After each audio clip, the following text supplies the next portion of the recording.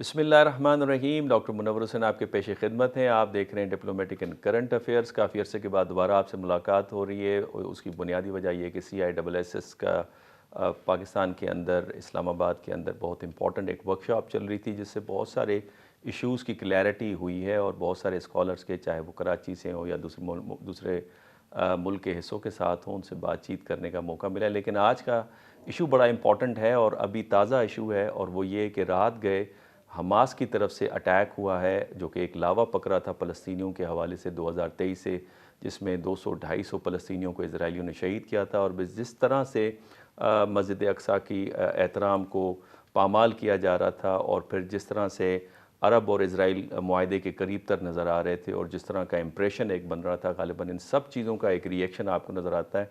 और Israeli media के मुताबिक तकरीबन दर्जनों जो इज़राइली हैं वो इसमें हलाक हो चुके हैं, और फ़लस्तीनियों के मुताबिक उन्होंने कई बख्तरबंद गाड़ियाँ और टैंक्स को कब्ज़े में लेकर और काफ़ियों को तबाह भी किया है। तकरीबन उनके मुताबिक 5000 रॉकेट अब तक फ़ायर हो चुके हैं, और इस वक्त पूरी दुनिया का जो मीडिया है इसके ऊपर लगा हुआ है, उसे एंगलिंग देने की कोशिश कर रहा है। इस हवाले से हमारे साथ इंतहाई मोहतरम शख्सियत, पढ़े लिखे, आप उनके तज़किए अक्सर सुनते हैं, ब्रिगेडियर सईद अहमद मिन्हाज साहब, जो कि कराची यूनिवर्सिटी में BHA सफ़ा को भी लीड कर रहे हैं। उन्होंने अपने कीमती वक्त से हमें कुछ वक्त दिया है। ब्रिगेडियर साहब, पहले तो बहुत बहुत शुक्रिया। ब्रिगेडियर साहब, काइंडली फरमाइएगा कि ये जो हमला हुआ है इसको आप दिफाई एतबार से किस तरह से देखते हैं? जी, बिस्मिल्लाहिर्रहमानिर्रहीम। सबसे पहले तो आज जो सुबह से न्यूज़ ब्रेक हुई है कि हमास ने गज़ा की पट्टी से अटैक किया है इसराइल की इलाके के अंदर, जहाँ पे वो काज़ीन बैठे हुए हैं। तो इसकी 4-5-6 वजूहात हैं, जिसको हम अगर जल्दी से उसका होल एनकम्पासिंग इस तमाम मसले को समझने के लिए कर लें तो मेरा ख़्याल है मुनासिब रहेगा। सबसे पहली वजह, जैसे आपने इब्तिदाइया में कहा कि 2023 के अंदर सिर्फ तकरीबन 250 फ़लस्तीनियों को शहीद किया जा चुका है, जिसमें 40 बच्चे हैं। अब 40 बच्चों की शहादतें आए दिन कुछ न कुछ वहाँ मसाइल हो रहे होते हैं। और नंबर 2 अगर रीज़न ली जाए, तो अब अगर देखें तो जो वहाँ पे सेटलर्स हैं इसराइली, वो मज़ीद बढ़ते चले जा रहे हैं, और मज़ीद जो फ़लस्तीनियों के पास बचा-खुचा वेस्ट बैंक आपका या आपके गज़ा की पट्टी जो रह गई थी, उसके ऊपर भी वो कब्ज़ा करते चले जा रहे हैं। नंबर 3 अगर आप इसको देखें अगर आप तो 2021 के अंदर और 22 के अंदर रमज़ान के अंदर जैसे मस्जिद अक्सा में एक धावा बोला गया था, वहाँ पे स्पेशली जो आपकी लैलतुल कदर है उस रात को, तो वो तमाम चीज़ें एक लावा को पकाने में उसने कलीदी किरदार अदा किया था। नंबर 4 अगर आप इसको लें, तो आपने बढ़ती हुई एक यहूदियत जो है, जुडाइज़्म को अगर देखें, यरूशलेम के अंदर उसको नाफ़िज़ किया जा रहा है, और बैतुल मक़दस में ख़ास करके जो है वहाँ पे मुसलमानों के एक्सेस को जो है वो रोका जा रहा है। 5वें नंबर पे अगर आप देखें, तो उसकी सबसे बड़ी वजह जो है वो यूनाइटेड नेशंस के प्लेटफ़ॉर्म से जो नेतन्याहू साहब हैं, उन्होंने एक इसराइल का नक्शा वहाँ पे लहराया था UNGA के प्लेटफ़ॉर्म से, कि जिसमें आपके गोलान हाइट्स को, गाज़ा की पट्टी को, और आपकी जो दूसरे जो फ़लस्तीनी इलाके हैं, उनको इसराइल के तौर पे दिखाया गया, और एक सिंगल स्टेट इसराइल दिखाया गया, और फ़लस्तीनी वहाँ पे एज़ मुज़ेरों के तौर पे या ऐसे बिल्कुल एक बेचारी जो कौम होती है उस तरह करके दिखाया गया था। और last but not the least, जो अब्राहम अकॉर्ड हुआ है UAE के साथ 2021 में, उससे पहले इजिप्ट ने, जॉर्डन ने इसराइल को कबूल किया था। फिर अभी अब्राहम अकॉर्ड के बाद UAE ने किया। और अभी जो बढ़ती हुई जो एक रवाबित है सऊदीया के और इसराइल के, ये तमाम चीज़ें इंडिकेट कर रही थी कि फ़लस्तीनियों की जो 50 साला, या अब तो मैं कहूँगा 70 साला जो एक एक्टिव उनकी एक रिज़र्वेशंस थी इसराइलियों को, जब यहाँ पे वर्ल्ड वॉर 2 के बाद लाके बसाया गया, तो उसको एक डाइल्यूट कर दिया गया था, और वो अपने मकासद जो है वो टोटली ज़रबे ज़ीरो होने चाह रहे थे। तो एक बड़ा सरप्राइज़ किस्म का अटैक किया गया, जिसमें ज़मीनी, फ़ज़ाई और बहरी तमाम जो अप्रोचेस थे उनको इस्तेमाल करते हुए इसराइल पे अटैक किया। इसमें मुझे तो सरप्राइज़ नहीं हुआ कि ये अटैक हुआ है, लेकिन इसराइलियों को ज़रूर अटैक हुआ है कि चंद मिनटों के अंदर तकरीबन 5000 रॉकेट इसराइल की जो आबादियाँ हैं उनके ऊपर फायर किए गए हैं, उनकी मिलिट्री इंस्टॉलेशन पे। और स्पेशली जो सबसे एक यूनिक चीज़ की है, वो आपने अल जज़ीरा के ऊपर या इंटरनेशनल मीडिया के ऊपर देखा होगा कि हमास के जो फ़िदायीन हैं, उन्होंने वहाँ पे पैराग्लाइडर्स को यूज़ किया, और पैराग्लाइडर करके जापानीज़ लेवल के ऊपर, जैसे वर्ल्ड वॉर 2 के अंदर उन्होंने कामिकाज़ी ऑपरेशंस किए थे जापानीज़ एयर फोर्स ने, उस तरह की कार्रवाई की है जो इसराइलियों के लिए किसी सूरत भी जो है एक्सपेक्टेड नहीं थी। तो वहाँ पे इस तरह तेज़ी से उन्होंने वहाँ मुख्तलिफ उनकी चेक पोस्टों पे कब्ज़ा भी किया है, और इसराइलियों को मजबूर कर दिया है कि वो अब इस जंग को किसी तरीके से रोकेंगे, क्योंकि अगर वो वहाँ पे न्यूक्लियर स्टेट है, अगर वो न्यूक्लियर की ऑप्शन की तरफ वो जा ही नहीं सकती, तो मैसिव कन्वेंशनल वेपन्स की रिटेलिएशन होगी, जो कि मैं समझता हूँ कि उसके लिए उसको बर्दाश्त करना मुश्किल होगा अगर इंटरनेशनल ह्यूमन राइट्स के हिसाब से लोग खड़े हो गए और फ़लस्तीनियों की किलिंग खुदा न खास्ता अगर होती है तो ये तमाम मसाइल का हल सिर्फ और सिर्फ टेबल के ज़रिए हो सकता है, और उसमें अमेरिकन को खास करके अपना रोल अदा करना पड़ेगा। एक अलाइड और एक साइड लाइन की रीज़न जो मुझे मज़ीद समझ में आती है इसकी, कि अगर आपने हालिया दिनों में देखा हो कि जो बाइडेन की जो कि गवर्नमेंट है यूएस के अंदर, वो खासी कमज़ोर होती चली जा रही है with the passage of time.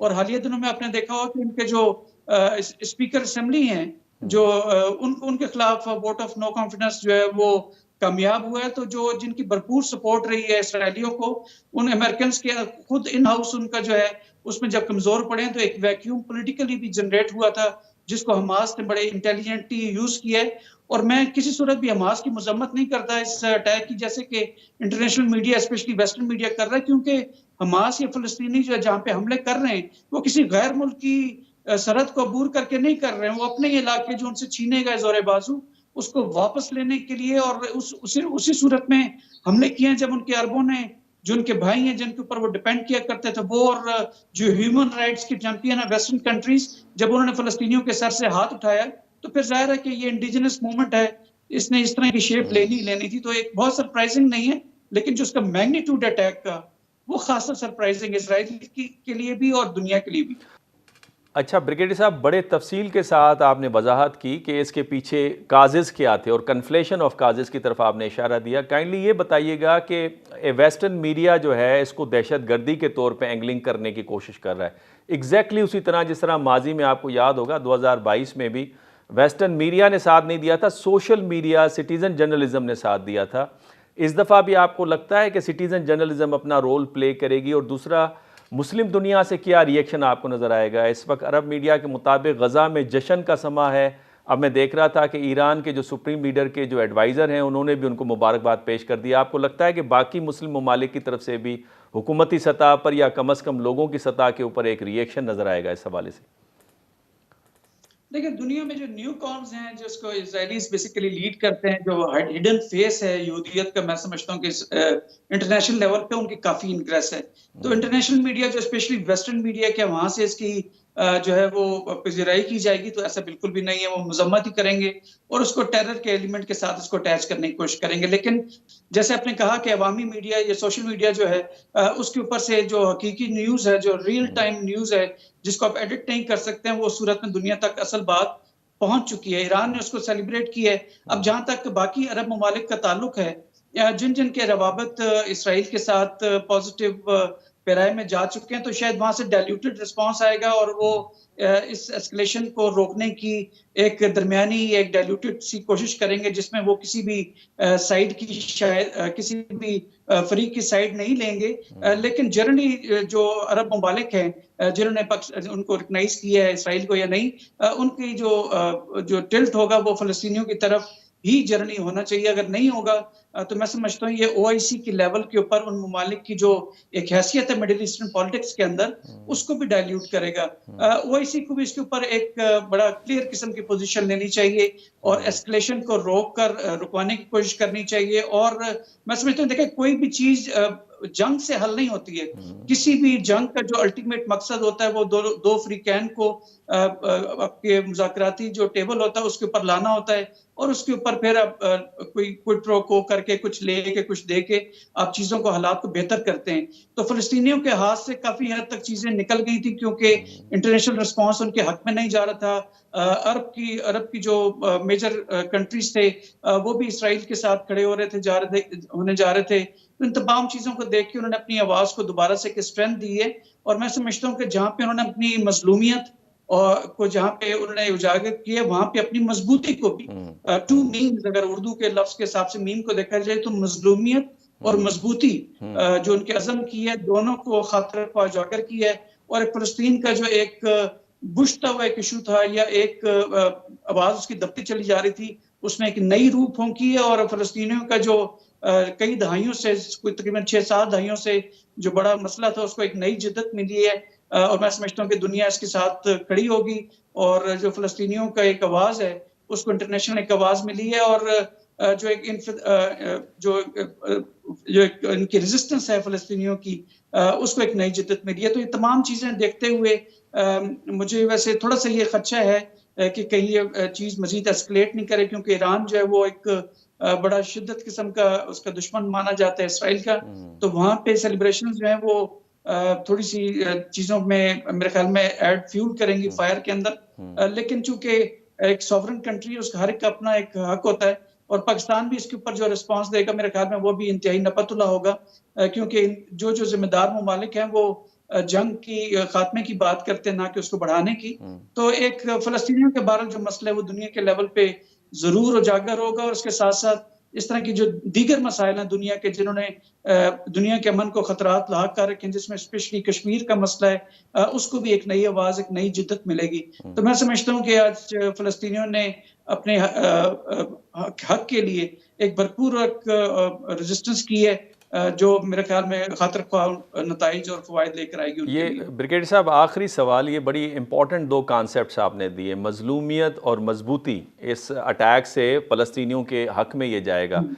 Israel के हवाले से आप क्या कहते हैं कि 2006 में भी ये डिपिक्ट हुआ कि इज़राइल ने शिकस्त खाई जिस वक़्त हिज़्बुल्लाह और इज़राइल का मुठभेड़ हुई।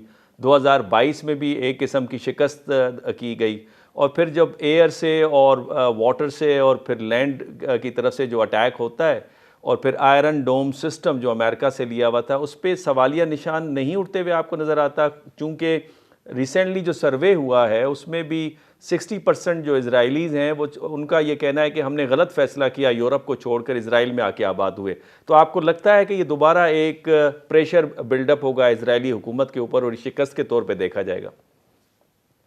जी, बिल्कुल ऐसे ही अगर आप अंदरूनी सियासत देखें इसराइल की, तो उसमें पिछले 4-5 सालों से आप देख रहे हैं कि जो वहाँ पे प्राइम मिनिस्टर साहब हैं, उनकी वहाँ पे उस तरह से ग्रिप नहीं रही। हुँ, ना ही वहाँ पे जो लोकल्स हैं, जिनकी नौआबादियत की गई थी फ़लस्तीनी ज़मीनों के ऊपर, ना उनसे वो खुश हैं कि जिन वादों के तहत, चूँकि यहूदी नारा एक जब भी आप रिलीजन को बीच में लेकर आते हैं, तो उसके साथ आपकी जो है एक इमोशनल अटैचमेंट हो जाती है। तो उस नारे के तहत, उस इमोशन के साथ, उस जज़्बाती जो यहूदियत है उसको लेके, चूँकि कट्टर यहूदियत को कट्टर माना जाता है, तो उनको हुँ, लाके आबाद तो ज़रूर किया गया, लेकिन जिस तरह के वादे उनकी गवर्नमेंट उनके साथ किए थे, वो उनमें पूरे नहीं नहीं उतर हुए। सके। लोकली उनकी डोमेस्टिक जो पॉलिटिक्स है, उसमें भी खातिर-ख्वाह जो है, जो पॉलिटिक्स वहाँ पे हो रही है, वो वहाँ पे खुद एतमादी, जो उनके एतमाद का एक फुकदान पाया गया है मुख्तलिफ पॉलिटिकल लीडर्स के अंदर, तो बिल्कुल आपने ठीक कहा। जहाँ तक आयरन डोम का ताल्लुक है, आयरन डोम बेसिकली एक एंटी बैलिस्टिक मिसाइल शील्ड है, कि हुँ, जिसमें वो लिया गया था अमेरिकन से, कि हुँ, जिसमें आपके जो ईरानी मिसाइल हैं, हुँ, जो आपके सरफेस टू सरफेस मिसाइल हैं, उनको हवा में ही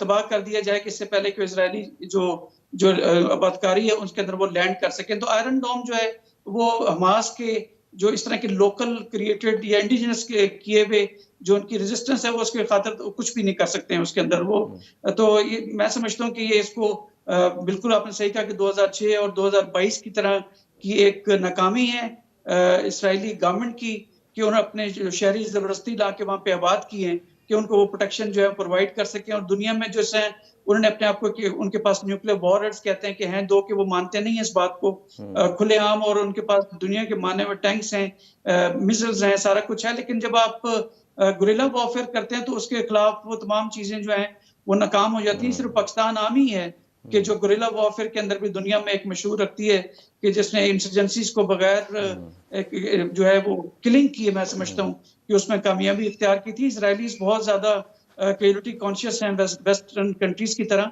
तो वो हमास की रेजिस्टेंस को काबू नहीं कर सके हैं। तो आपने बिल्कुल ठीक कहा कि वो एक उनकी नाकामी है इज़राइली गवर्नमेंट की इस वक़्त। ब्रिगेडियर साहब बहुत बहुत शुक्रिया आपके वक्त का। ब्रिगेडियर साहब की एक यूज़फुल एनालिसिस आपने सुनी। पहली बात ये कि फ़लस्तीनी इशू दोबारा उजागर होते हुए आपको नज़र आएगा। जंग हमेशा हल नहीं हुआ करता, अलबत्ता एक इम्पॉर्टेंट इंस्ट्रूमेंट है जो कि पार्टीज़ को टेबल के ऊपर लेके आता है। और तीसरी बात यह है कि पाकिस्तान फोर्सेस की कामयाबी नज़र आती है आपको गुरिल्ला वारफेयर के बगैर और इजरायली फ़ौज की इस हवाले से, चाहे वो 2006 हो, 2022 हो, और इस वक्त भी नाकामी नज़र आएगी। आपके कमेंट्स का इंतज़ार रहेगा। इजाज़त दीजिए। अल्लाह हाफ़िज़।